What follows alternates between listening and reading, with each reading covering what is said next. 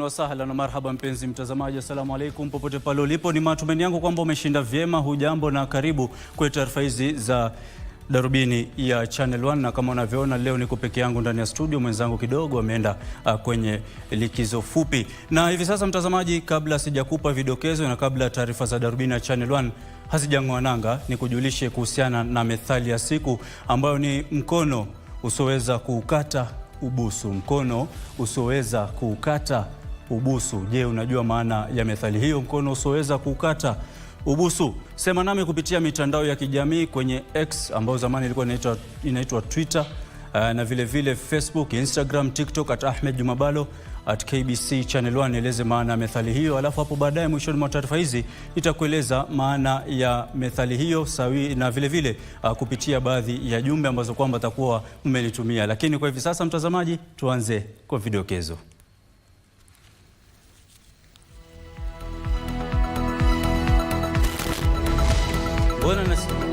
Watahiniwa wawili wa KCSE wakamatwa katika eneo la Ruiru baada ya kupatikana na simu za mkononi katika kituo cha mtihani. Washukiwa 31 fikishwa mahakamani wakihusishwa na njama ya kuwauzia raia wawili wa kigeni dhahabu bandia.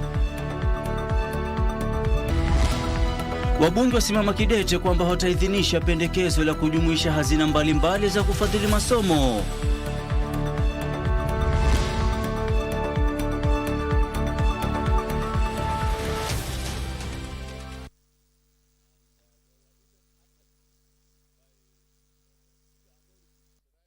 Na mtazamaji, tumekuandalia taarifa hizo pamoja na taarifa kuhusiana na yanayoendelea nchini Marekani, uchaguzi wa nchi hiyo. Takueleza mengi zaidi kuhusiana na matokeo.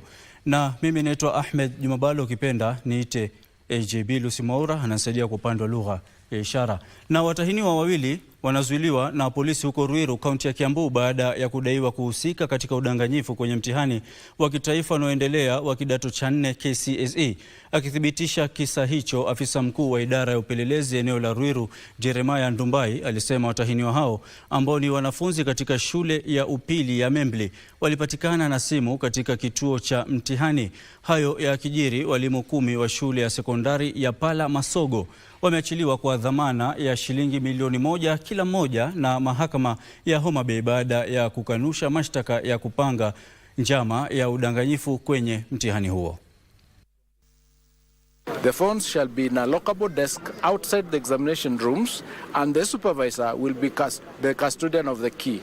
Hili lilikuwa agizo la waziri wa elimu Julius Migos Ogamba siku ya Jumatatu kwamba simu za rununu hazitaruhusiwa katika vituo ambapo mtihani wa kidato cha 4 unaendelea. Onyo hili lilitekelezwa leo baada ya maafisa wa polisi kuwakamata watahiniwa wawili katika shule ya upili ya Membli huko Ruiru baada ya kuwapata na simu za mkononi. One of the students was caught with the mobile phone which is prohibited before the exam started. So this one led us to do a thorough search for all the candidates, and then that is when we recovered the second phone. Hayo ya kijiri, walimu 10 wa shule ya sekondari ya Pala Masogo ambao walitiwa mbaroni jana kwa madai ya kuhusika na njama ya udanganyifu wa mtihani wameachiliwa kwa dhamana ya shilingi milioni 1 pesa taslim kila mmoja na wadhamini wa kiasi sawa ama bondi ya shilingi milioni 2. Washukiwa hao ni Felix Odhiambo, Elijah Otieno, Felix Asero Abwao, Seth Polo, Collins Omondi, Jeremiah Otieno Ogul, George Ochieng Olo, George Otieno, Maxwell Migimo na Brenda Yonge.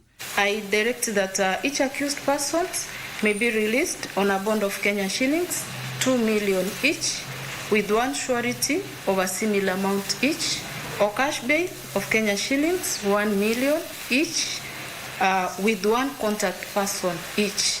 Yakijiri hayo, maafisa wa utawala katika kaunti ya Homa Bay wakiongozwa na kamishna Moses Lilan na mkurugenzi wa tume ya elimu TSC Milton Oyugi wamesema hatua za usalama zimeimarishwa ili kukabiliana na udanganyifu wa mtihani.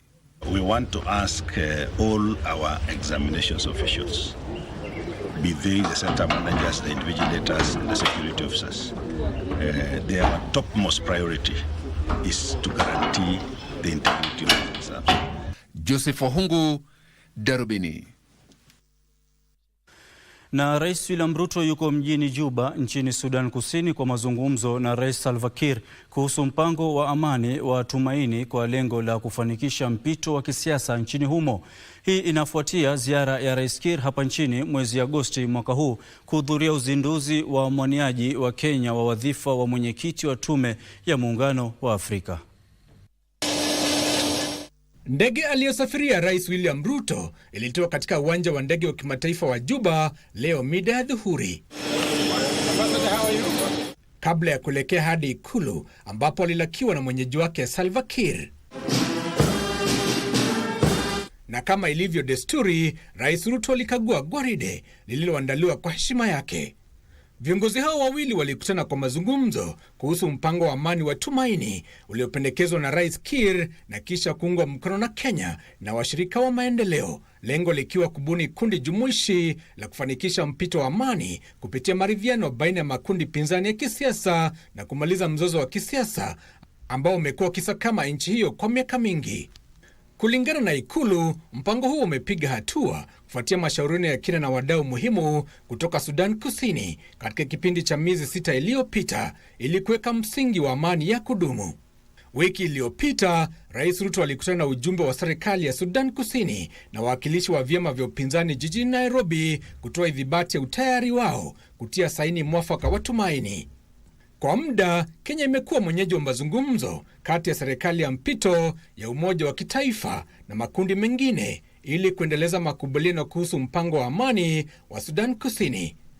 Viongozi hao wawili pia wanatarajiwa kujadili masuala yanayofungamana na Umoja wa Afrika na miradi muhimu ya miundo mbinu kama vile mradi wa ushoroba wa Lapset. Giverson Maana, Darubini. Na waziri mwenye mamlaka makuu Musalia Mudavadi amesisitiza jukumu muhimu linalotekelezwa na serikali za kaunti katika kuendeleza mahusiano ya kiuchumi. Akihutubia mkutano wa mashauriano jijini Nairobi, Mudavadi aligusia jinsi serikali za kaunti kwa ushirikiano na serikali ya kitaifa zinaweza kusaidia kubuni sera za kuimarisha uwekezaji, kukuza utalii pamoja na kubadilishana utamaduni. Mudavadi alitaja serikali za kaunti kuwa washirika wakuu wa serikali ya taifa katika kubuni sera ya kigeni ambayo inakuza sio tu uwekezaji na utalii bali pia kubadilishana tamaduni. Akihutubia mkutano wa baraza la magavana, Mudavadi alisisitiza kuwa harakati zinazoendelea zitafanikisha kubuniwa kwa sera ya kigeni inayoakisi matarajio ya kila Mkenya. Kenya's foreign policy was foreign to Kenyans. It was alien. Hence, my persistency in actually saying that we need to have a review and have broader consultation. Wizara ya Mashauri ya Nchi za Kigeni inashirikisha wadau mbalimbali wakiwemo magavana, wanadiplomasia na wawakilishi kutoka sekta kama vile afya na uchumi wa baharini katika juhudi za kuhakikisha marekebisho ya kina ya sera ya kigeni. Mudavadi alisema kuwa kielelezo cha mwisho cha sera hiyo iliyofanyiwa marekebisho kitamilikiwa na Wakenya wote, huku maoni yakitoka kwa bunge na raia. Counties sometimes carry a bigger burden than you imagine on behalf of the nation. 2014 policy pays very scant respect to the idea of counties. Hatua hiyo inadhamiria kusahisha sera ya kigeni humu nchini ya mwaka 2014 ili kujumuisha masuala ibuka kama vile diplomasia ya kidijitali, mabadiliko ya tabia nchi na uchunguzi wa angani. Baraza la magavana lilisema hii ni fursa ya kuimarisha nafasi ya Kenya katika biashara kimataifa na kuvutia uwekezaji na biashara. We cannot assume, for example, that a governor knows what the policy of the government is out there. So I think there is even an importance that county governors or county governments are inculcated into the real policy of the government beyond our borders. Maafisa wa Wizara ya Mashauri ya Nchi za Kigeni wanatarajiwa kukutana na wadau wengine katika wiki zijazo, huku sera hiyo ikitarajiwa kuwasilishwa bungeni mapema mwezi Desemba. Ben Chumba, Darubini.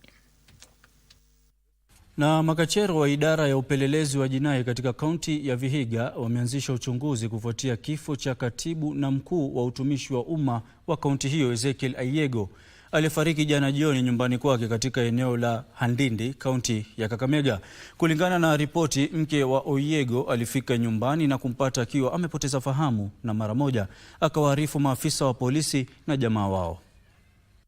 Wingu la simanzi limegubika kijiji cha Handindi, kaunti ya Kakamega. Ezekiel Ayego aliyehudumu kama katibu wa kaunti ya Kakamega aliripotiwa kufariki jana jioni. Baadaye alisikia kama vitu zinagonga juu ya nyumba na alichukua tu kama kawaida anafanya mazoezi yake ya gym huko kwa room. Lakini baadaye kufuatilia akapata amecollapse na amekufa.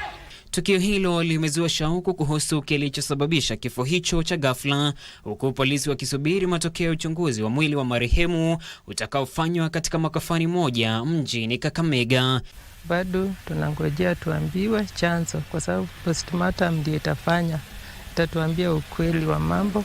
Duru zinaarifu kwamba mke wa Oyego alimpata akiwa amepoteza fahamu pale alipofika nyumbani kwao na mara moja akawaarifu maafisa wa polisi wa jamii. Ndio akaenda kwa majirani kuita na maaskari ndio wakakuja confirm kwamba amekufa. Familia yake iliyoshtushwa na kifo hicho alimtaja marehemu kama mtu aliyekuwa na afya njema, ingawa alikuwa na dalili za shinikizo la damu. Huwa kuna pressure kidogo. Lakini pressure huwa nayo. Akiwa pressed huwa na pressure. Ezekiel ni mtu mpole, ni mtu hana maneno mengi. Na mtazamaji, ni wakati wa kupata pumziko fupi, lakini kabla ya hapo ni kukumbushe methali ya siku, mkono usioweza kukata ubusu. Mkono usioweza kukata ubusu. Je, unajua maana ya methali hii? Sema nami kupitia mitandao ya kijamii X, Facebook, Instagram, TikTok @Ahmed, Juma Bhalo na @KBC Channel 1. Alafu hapo baadaye tapitia baadhi ya maoni yenu na vile kuwajuza maana ya methali hii. Hivi sasa tupate pumziko fupi.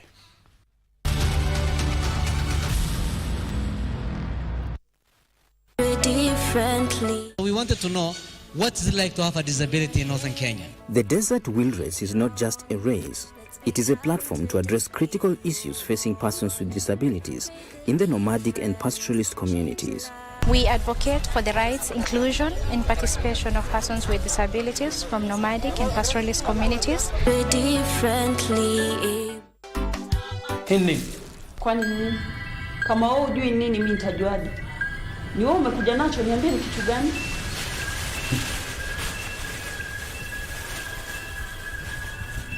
Nini?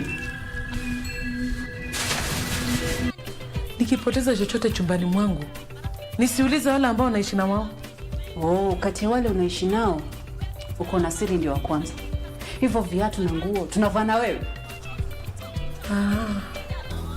Sikiza nikupe ushauri mdogo. Baada ya kuvuta bangi, hakikisha umekunywa maziwa. Sawa? Kuna nini hapa?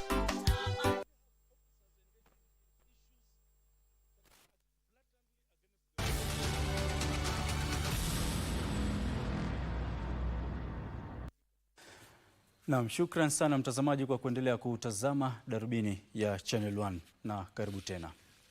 Na washukiwa 31 wameshtakiwa kwa kupanga njama ya kuwalaghai raia wawili wa kigeni kilo 35 za dhahabu. Mahakama ilielezwa kuwa washukiwa hao walipatikana na dola 2500 bandia za Marekani. Upande wa mashtaka ulimweleza hakimu Dolfina Alego kwamba washukiwa walifumaniwa katika maficho yao katika eneo la Runda ambapo dhahabu ghushi, rangi na kufuli zilitumika kutengeneza dhahabu hiyo bandia zilipatikana. Mawakili wao walisema washtakiwa hao wanaomba kuhurumiwa kwa kuwa ni watu wa kipato cha chini.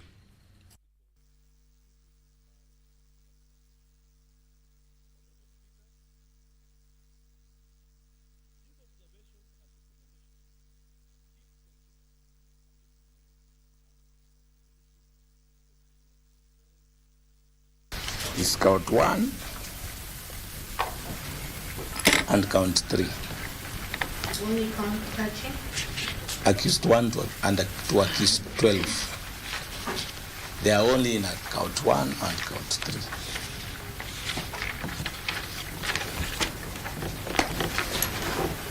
Where count 3, without going to the merits, there is no way you can find it, all of them. Maybe inside their pockets, we don't know where this was found, but that will be substantially argued during trial. Karatasi inafanana na noti. They are just lumped up together to feign some seriousness which is not there.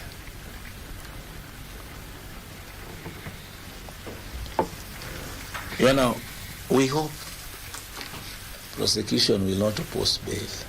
You know, they are also all Kenyans.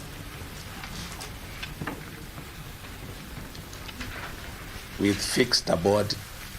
Both the defense and counsels for the accused persons agree. So that is another I pronounce myself that they will be returned to the various police stations that they were taken. I will consider only her, and then you will come here tomorrow. Walileta mtoto, which police station were you put? Kilimani. Walikuletea mtoto huko? So I know what she's going through. Okay, fine. Only her. Then the rest, I will give my ruling tomorrow.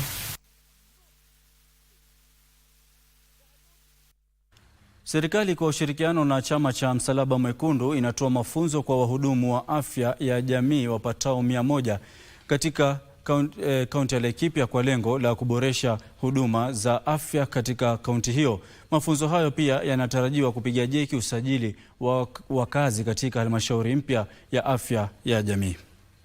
Jini Nanyuki, wakati wa warsha ya mafunzo kwa wahudumu wa afya ya jamii, katibu wa afya ya umma Mary Muthoni alisema wahudumu hao wanatarajiwa kutekeleza wajibu muhimu katika usajili wa familia 1161 huko Laikipia katika halmashauri ya afya ya jamii SHA.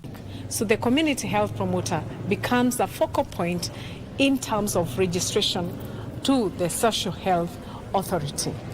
And on other minor issues that have been taken into consideration, I have seen on TV people saying they have not received services. We are asking all the facilities not to deny anybody treatment in their facilities. Aidha, aliwahimiza wakazi kujisajili katika bima hiyo mpya ya matibabu ili waweze kunufaika kutoka na huduma nafuu za matibabu. It is very, very important that each and every person is part and parcel of this system, and registration is per household. Ensure that once you register, if you are a woman and you have a dependent who is male, ensure that they are registered as dependents, and equally ensure the children are part of the dependents that are registered. Peter Kamau, ambaye amekuwa akitoa huduma ya afya kwa jamii tangu mwaka 2011, alisema kwa sasa jamii imehamasishwa kikamilifu kuhusu huduma za afya zinazotolewa. Tumekuwa facilitated, tumepatiwa simu ambayo tunaingia kwa household, tunachukua data na tena hizo data tunastuma kwa dashboard ya national government. So kwa kijiji changu Kenya mzima inaonekana vile mimi naendelea kufanya kazi. Wahudumu wa afya ya jamii hutoa huduma mbalimbali ikiwemo kuwaelekeza wagonjwa hospitalini na kuwasaidia kina mama wajawazito hadi wakati wanapojifungua. Christine Matunda, Darubini.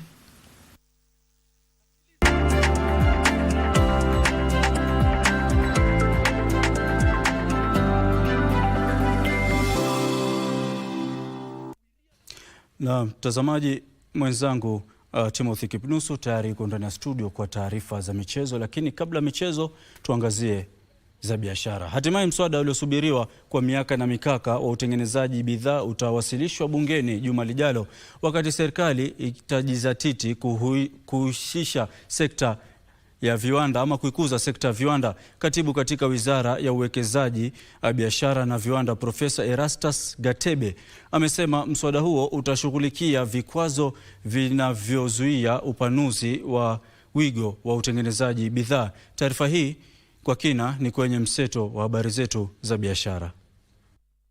Sekta ya utengenezaji bidhaa humu nchini imekumbwa na msururu wa changamoto, ikiwemo kutodhibitiwa kwa mfumo wa ulipaji ushuru, gharama ya juu uzalishaji na mkakati finyu wa sera. Kwa sasa sekta hii inachangia 8% kwa pato jumla la taifa, huku serikali ikidhamiria kuongeza kiwango hicho hadi 20% kufikia mwaka 2030. Ili kuafikia lengo hilo, serikali imekuwa ikibuni sera mbalimbali kwa nia ya kulainisha na kutatua vizingiti vinavyogubika sekta hiyo. There are a lot of VAT refunds delay.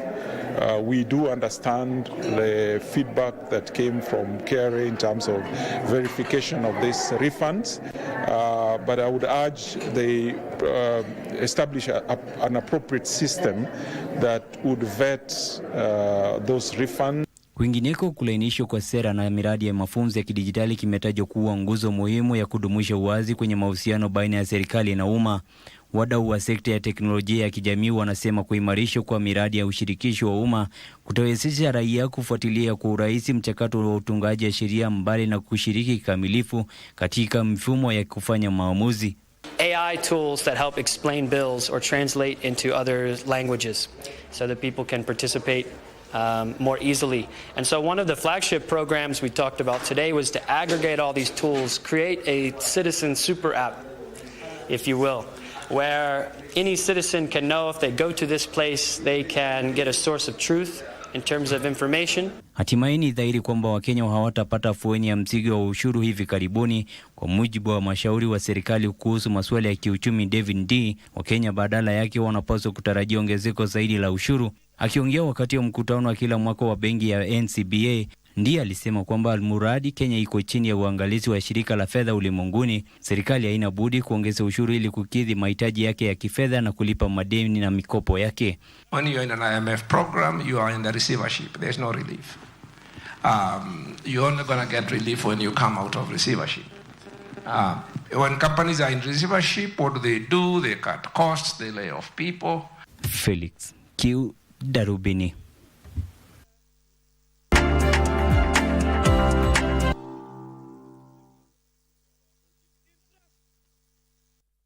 Na tukiachana na biashara, wabunge wamesema hawataunga mkono hoja inayolenga kujumuisha hazina zote za ufadhili wa elimu chini ya usimamizi wa Wizara ya Elimu kama inavyopendekezwa na baadhi ya Wakenya. Wabunge hao wamesema hazina ya ustawi wa mabunge imekuwa ikisaidia pakubwa, na hivyo basi itakuwa kinyume cha ajenda ya ugatuaji wa rasilimali kuondoa hazina hizo. Wabunge wametetea vikali hazina ya ustawi wa maeneo bunge, wakitoa mfano wa mchango wake mkubwa katika ufadhili wa elimu. Mbunge wa kike wa kaunti ya Nairobi Esther Passaris, kwenye hoja iliyowasilishwa, anataka hazina zote za kufadhili elimu kujumuishwa kwenye hazina moja ili kulainisha usimamizi wa pesa za kufadhili elimu. Honorable Speaker, there are certain schools that will not be here today functioning if it was not for NGCDF bursary.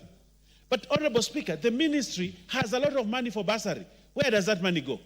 Today you actually want to take this money back to the ministry again. The reason why CDF is very successful is these honorable members are the ones who are very close to the families in the rural areas, Mr. Speaker. Wanasema hatua hiyo sio haki na inaweka baadhi ya maeneo humu nchini katika hatari ya kubaguliwa. Mr. Speaker, the challenge we face is we have people who have lived in Jogoo for a while now, and they will tell you how they are doing things, yet part of them are the biggest problem we are facing, Mr. Speaker.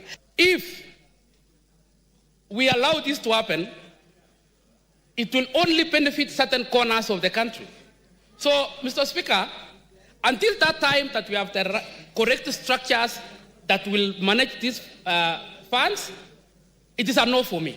Honorable Speaker, I was very surprised the other day when I went to the minister and said, I want infrastructure money. And you know what they told me? They told me all the infrastructure money was divided and given to certain regions already, and therefore, I am a deputy majority leader here, but there was not even a shilling for me.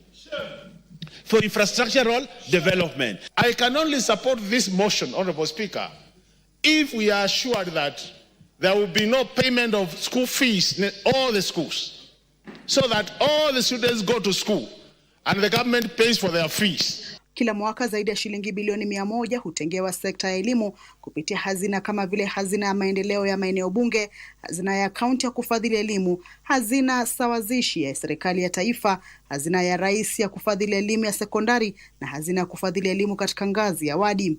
You find the county governments giving out to the students which the national government has already given out, and some others who are very needy are missing. So this double allocation of bursaries to students. We are in the process of decentralizing funds, and we should revert now to centralizing as the move of this motion is proposing. In fact, we need to think of how to get these monies out of education, the monies that is already controlling, Mr. Speaker. We cannot, Mr. Speaker, go that direction. Wabunge hao badala yake wanapendekeza serikali ichukue hatua za kuhakikisha kuna uadilifu katika matumizi ya pesa zinazotengewa wanafunzi. Hoja hiyo ilikuwa inalenga kushughulikia changamoto kama vile ukosefu wa uwazi katika kuwatambua wanaostahili kunufaika, kucheleweshwa kwa pesa za kufadhili elimu na kuongezwa kwa kiasi cha pesa kinachotengewa kila mwanafunzi, miongoni mwa masuala mengine. Kamchemenza, Darubini.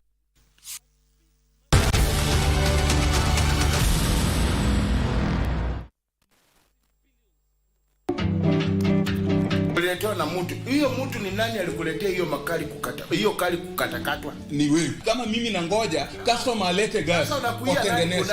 Na sisi hapana watu ya kuharibu. Ndio nakuuliza unakuia nani mkali? Sasa si hiyo kali tulikuwa tunauza nini? 1.2. Uko shua? Sasa na ulikuwa umekataa, ulikuwa na. Anasema wanausanga. Ilikuwa 150. Kama sijui kuendesha kali, driving natoa wapi? Unajua. Sijui kuendesha kali, my friend. Kitu ambaye najua kuendesha saiti ni basikili. Ukiona huyo nywele hapo nao lakini akili. Na wewe sasa hauna nywele, kwa hivyo huna akili. Wewe mwenyewe hauna nywele. Kwa hivyo hana akili. Hauna akili hata wewe.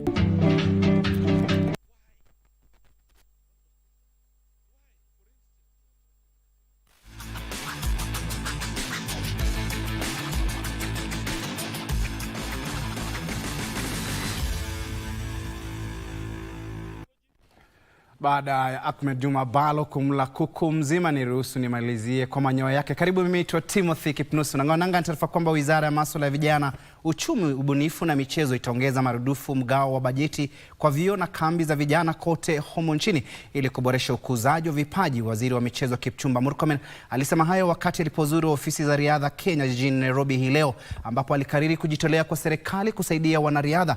Waziri pia alitangaza kuwa wizara yake itashirikiana na huduma ya polisi ya kitaifa ili kuhakikisha vituo vya kukabiliana na ukatili wa kijinsia vinaanzishwa katika mashirikisho yote ya michezo humu nchini ili kudhibiti visa vinavyoongezeka vya ukatili vya kijinsia. Pia alitangaza kuwa wizara yake inaunga mkono maombi ya Kenya ya kuandaa mashindano ya riadha ya dunia mwaka 2029, akisisitiza kuwa amejitolea kuhakikisha kuwa viwanja vya Kasarani na Talanta vinakamilishwa kwa wakati ufaao ili kushirikishwa kwenye mchakato wa kuwania uandalizi. Kenya itatoa ombi lake la pili baada ya kutofaulu katika majaribio yake ya kuandaa mashindano ya riadha duniani mwaka 2025 ambayo hatimaye yalikabidhiwa Tokyo, Japan. Going to be enhanced to be more. We will work together with AK, but also working with the Sports Academy. We are actually tripling the resources that we are going to put in sports camps. And not just for athletics, but now for the entire other disciplines. Football, basketball, volleyball, rugby. But for athletics specifically, we are going to make sure that we continue supporting the camps. And I've been shown what the holiday camps have done. Fantastic job. And so we have the capacity to do so. We improve our facilities a little bit, we host the World Championship. And we are competent and capable of doing so. And that's why I approved the bidding of World Championship 2029 by AK.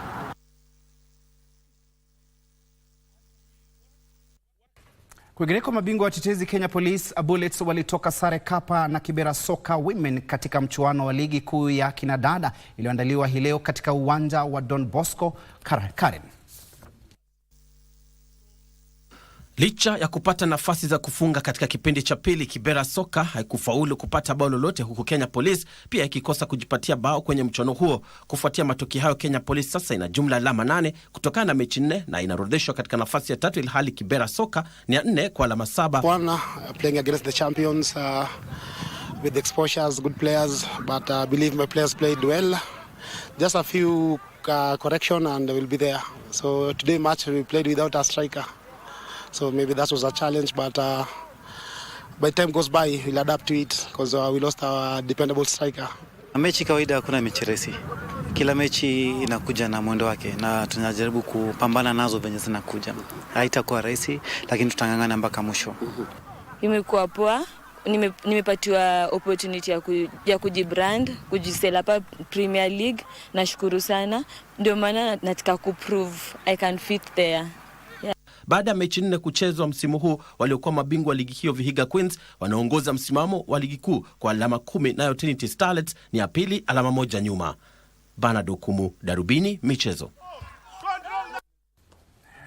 Timu ya taifa ya raga ya wachezaji 15 kila upande Kenya Simba ziko tayari kutetea taji yao itakapomenyana na Uganda Cranes mwishoni mwa juma hili katika mechi ya mkondo wa kwanza wa michuano ya Elgon Cup katika uwanja wa RFUEA Nairobi. Timu hiyo imekuwa katika kambi ya mazoezi mjini Kakamega ikijiandaa kwa mechi hiyo. Mechi hiyo ambayo awali ilitarajiwa kuchezwa tarehe 2 mwezi huu iliahirishwa hadi tarehe 9 kufuatia mkutano wa mashauriano kati ya shirikisho la raga humo nchini na muungano wa raga wa Uganda. Mechi ya mkondo wa pili itaandaliwa tarehe 16 mjini Kampala, Uganda. Timu hiyo ya humo nchini ilishindwa na Uganda Cranes mjini Kampala mwaka jana, lakini ikafanikiwa kujipatia ushindi katika mechi ya mkondo wa pili jijini Kisumu. Kocha mkuu Jerome Pawot amehifadhi kikosi kilichokuwa kijiandaa kwa kombe la raga barani Afrika.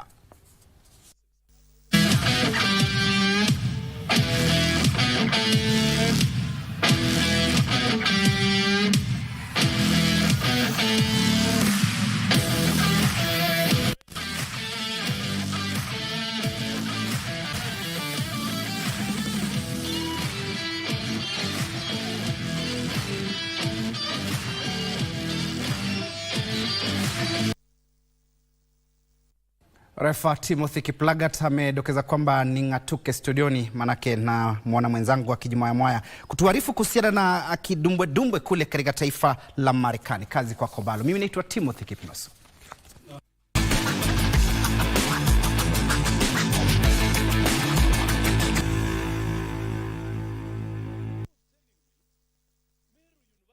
Na mtazamaji, kabla sijatoka ndani ya studio ni kujuze tu kuhusiana na yanayoendelea nchini Marekani kwamba Donald Trump ameshinda uchaguzi nchini Marekani na atarejea katika ikulu ya White House kama rais wa 47. Ushindi uliotarajiwa katika jimbo la Wisconsin uliongeza idadi ya kura za chama cha Republican hadi 279 za majimbo ambayo ni 7 zaidi ya kura zinazohitajika ili kushinda uchaguzi wa urais. Kamala Harris bado hajakubali matokeo hayo na hadi sasa amepata kura 220 za majimbo. Kiufupi mtazamaji, Donald Trump amerudi tena White House. Taarifa kamili bila shaka utapata mwendo wa saa 3 kwenye taarifa zetu kwa lugha ya Kiingereza. Na kumbuka mtazamaji, hii leo kwenye sehemu ya methali ya siku nilikupatia methali mkono usioweza kukata ubusu. Mkono usioweza kukata ubusu. Na nikakuomba unitumanie maana methali hiyo kama jinsi unavyoifahamu. Nitasoma moja kwa haraka manake muda unanipatia kisogo. Huyo anajiita Muhammad Khamis. Anasema mtu usiomfikia daraja yake mheshimu, ama umpatie heshima yake anayostahili. Na huyu mwingine anajiita Senior ama Ndingo 001 anasema usowaweza jiunge nao, if you can't beat them join them anasema.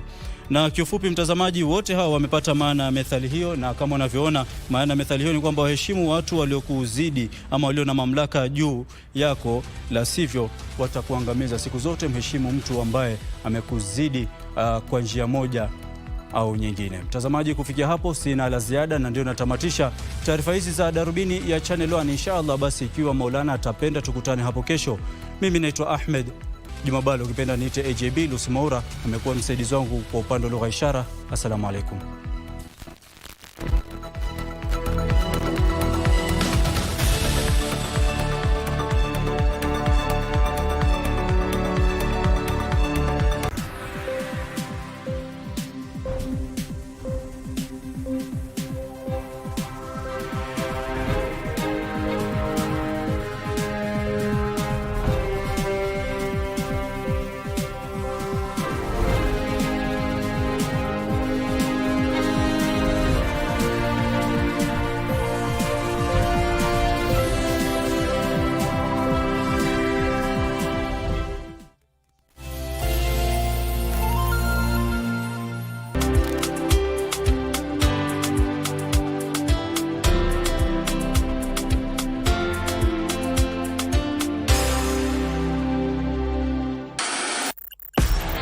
On KBC Channel 1, we are a TV station like no other. Get a taste of the best in entertainment. Yes, indeed. Feel the passion. Will you promise me? I swear that you will never lose me. I can't get married to you. I'm sure you knew about it. That's why you're making fun